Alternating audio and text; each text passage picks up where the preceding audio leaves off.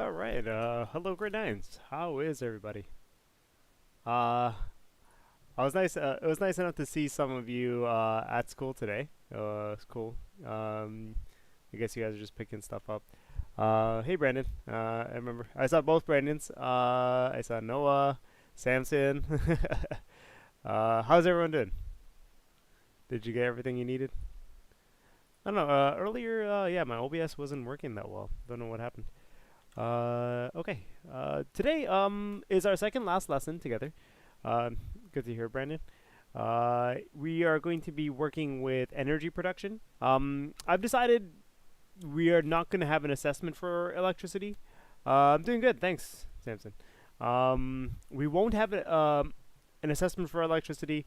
So today, just listen in. If you want to take notes, you can. If not, don't worry about it.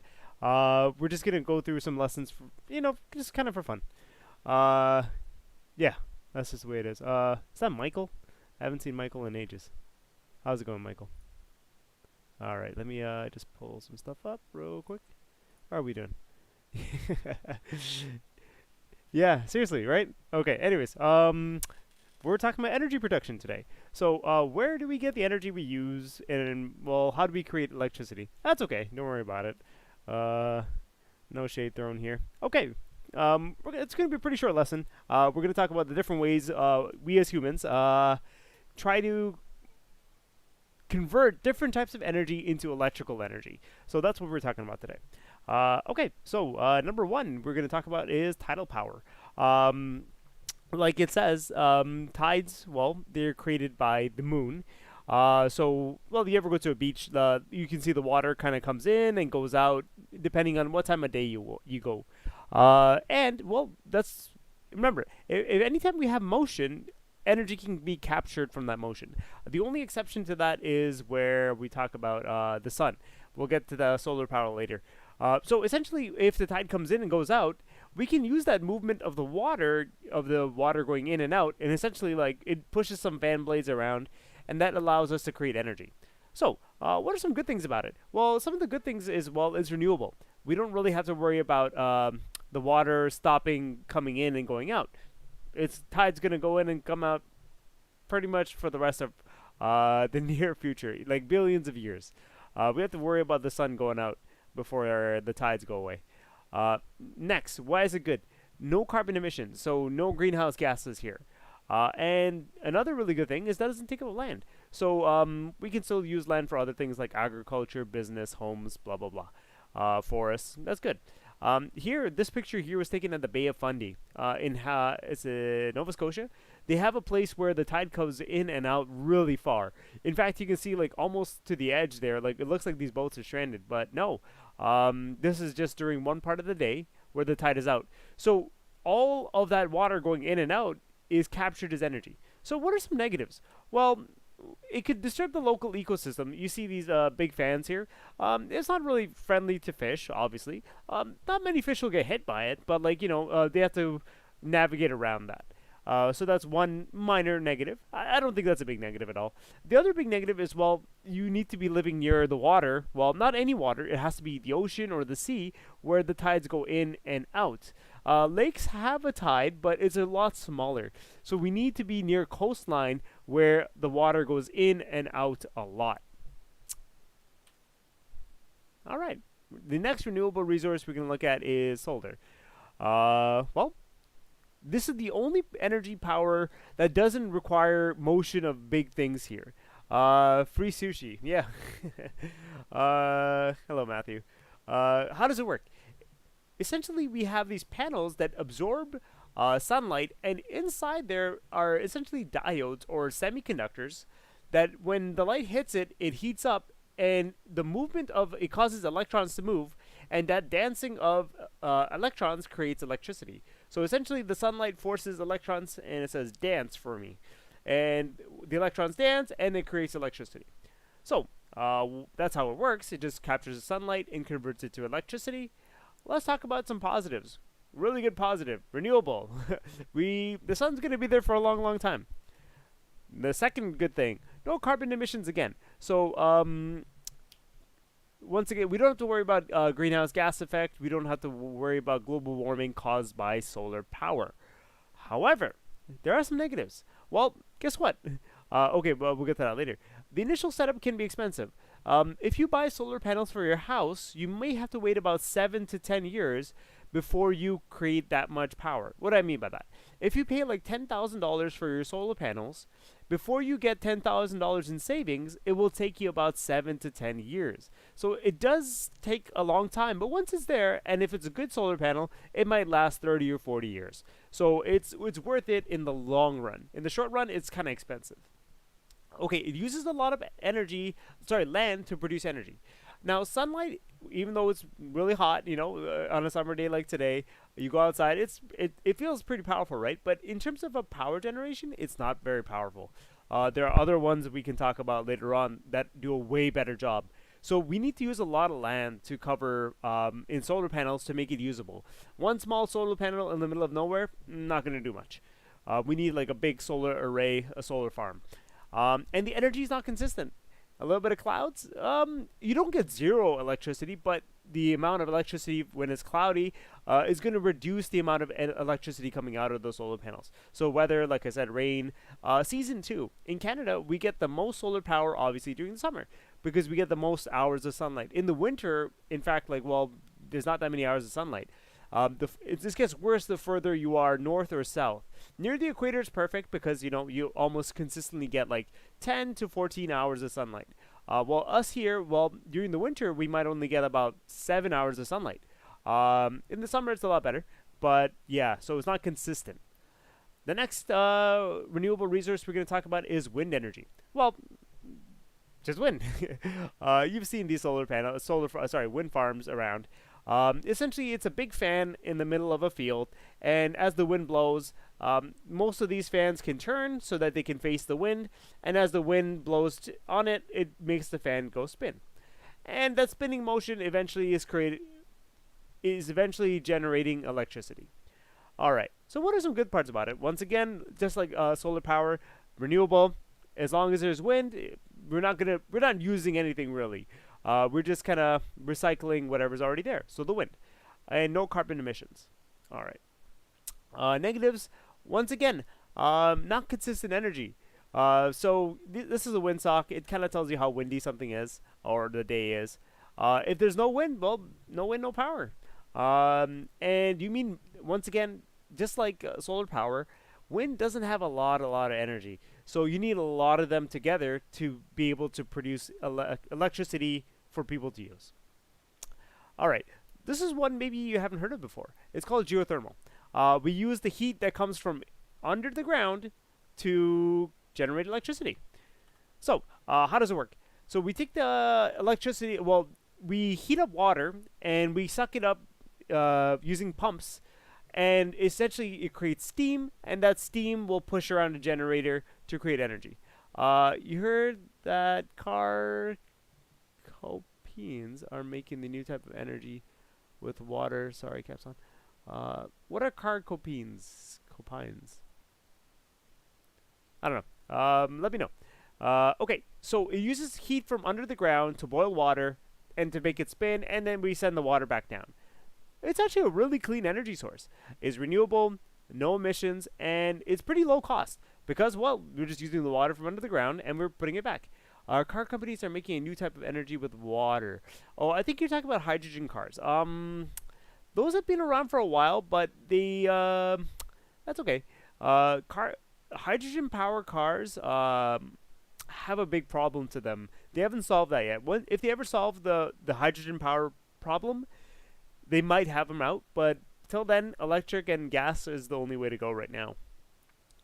Okay, so like I said, pretty cheap, no emissions, and renewable. So it's a really good power source if you have it ready for you. Although it's pretty rare. In Canada, we don't have much of this. If you go to Australia, Japan, places near tectonic plates where there's volcanic activity, that's the hotspots, right?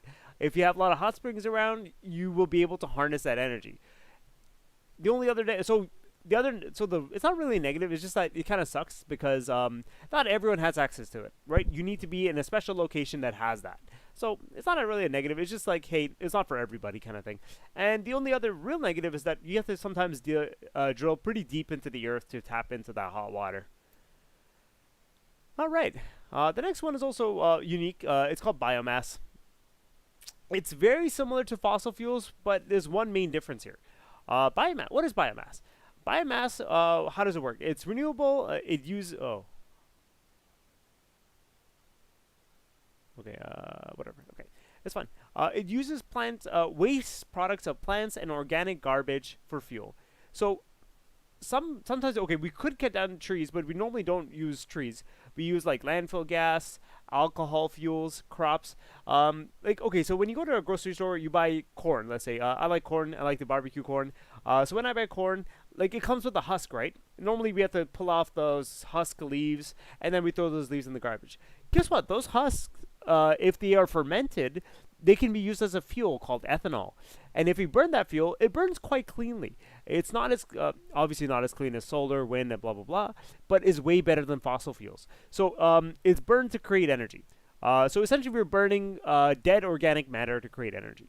So what are some positives? We're using waste products. So a lot of the stuff we're not going to cut down fresh trees, but maybe some parts of the tree we can't use, parts of the corn we don't eat.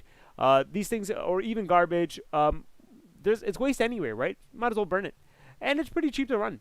Because once again, normally people are trying to get rid of this stuff, so we don't have to buy that product.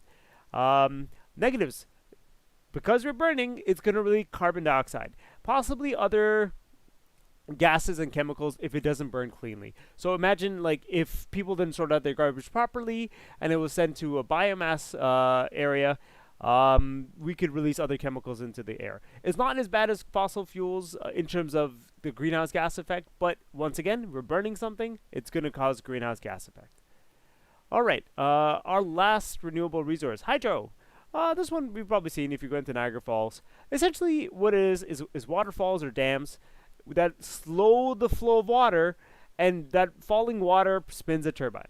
So it spins a turbine, and that spinning motion is converted into electricity. So there are really good aspects of it. Normally, if you have a waterfall there, well, you don't have to do much. You just build something beside it, and you capture that falling energy. It's renewable, so as long as water's there, no carbon emissions once it's already set up. What are some negatives? If you don't have a waterfall, you can still use hydropower by building what is called a dam. A dam essentially keeps the water at a high level, so it allows it to slowly come down. You're making a fake waterfall, a human waterfall. Building dams are expensive, but once again, it's about, well, how long are you going to have it? If you have a dam for, like, let's say, over 50 years, it's paid itself off. It is worth it. And obviously, not everyone can do this. If you're in the middle of a desert, you don't have access to water, you cannot use hydropower. All right. Our first non-renewable fuel energy source is fossil fuels. This is when we talk about coal, wood, oil, gasoline. We burn that stuff to create electricity. All right. Well, there are some positives here. The positive is that it's cheap. Collecting coal, oil, and gas, not very easy, but it's pretty cheap to do. We already have the machines, we have the factories to do it. It's pretty cheap.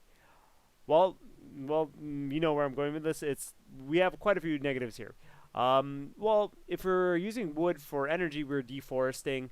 We have to mine, we have to dig either underwater or on land. We essentially will never use that land again. It will be very difficult to cover up those mines after. We'd have to wait for erosion to take millions of years to settle those lands back down. Because it's non-renewable, we will run out at some point. It will not come back. Carbon dioxide and other emissions. So we're burning it, so yeah, we're releasing carbon dioxide into the atmosphere and other chemicals as well. And eventual oil spills. We know some pretty famous cases about the BP oil spill in the Gulf of Mexico.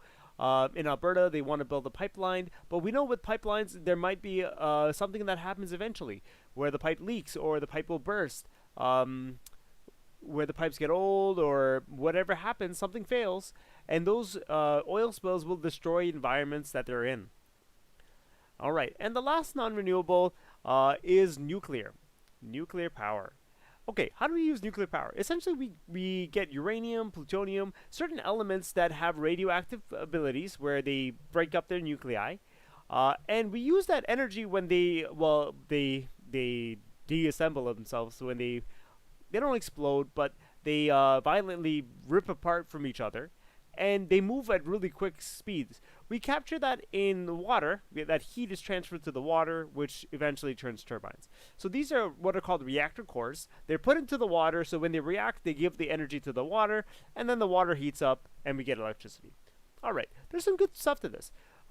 So of all the energy sources, nuclear gives us the most, and it's not even close. A small nuclear power plant could do the work of about 100,000 wind turbines or 100,000 solar panels. It does the work of maybe 2 or 3 coal plants. It is by far the the one that gives us the most energy. And the other thing is it's also the lowest cost, by also by far, because a little bit of uranium, not much, it's easy to ship, it's easy to move around, but it will give us a lot of energy compared to the same size of coal or any of the other types of energy sources. So the other benefit, like I said, you don't need a lot of land, just a little bit for the power plant to operate. However, obviously, there are some downsides. Disposal of radioactive waste. So after the radioactive material does its reaction, um, there are a lot of waste products we have to get rid of. So we have to store those for many thousands of years, maybe millions of years. So there is a problem of how do we store this for such a long time. There's a there's a possibility of nuclear contamination, where if a nuclear reactor fails, if things are not performing the way they should, it could damage the environment. So we can think of examples like Chernobyl, where the whole city had to be evacuated. Fukushima was not as bad as when an earthquake and a tsunami came and kind of damaged part of the power plant. There was radiation released, and it was harmful, but it was not as bad as Chernobyl. But those things could happen, right? So if they're not the proper, well, even if there are proper securities in place, if something happens, it could be catastrophic. And the last negative as well is that, well, to get the ore, we need to mine it. All right. Those are the ways we collect energy. Now you can kind of make a decision based off your own experiences. Hey, these ones have. Remember, there's no one best form of energy. There are some ones that are good for some people, but it's all about kind of what do you value. If you value, let's say, if you live in a country that's not very rich, they can't really afford solar panel or solar or wind farms. Those are expensive to set up, so they might rely on fossil fuels. So fossil fuels might be good for them, but maybe if you're in a country like Canada, where we're pretty well off economically, we may want to start thinking about, okay, let's replace those fossil fuels with other things that are less harmful for the environment, and hopefully eventually the whole world will be able to move into a direction that is better for the environment. But that's just my own opinion. Because I like this planet we live on. I want to live on it pretty long. Okay, that's it for me today. Tomorrow we're going to talk about how you can make a difference. How you in your everyday life, you probably already know lots of good ways anyway, of conserving energy to, once again, reduce our ecological footprint, reduce the damage we do. Okay, have a wonderful afternoon, everybody. See you tomorrow for our last lesson ever. Imagine that, eh? We've come so far. Take care, everyone. Have a good lunch. Have a good afternoon. Ciao.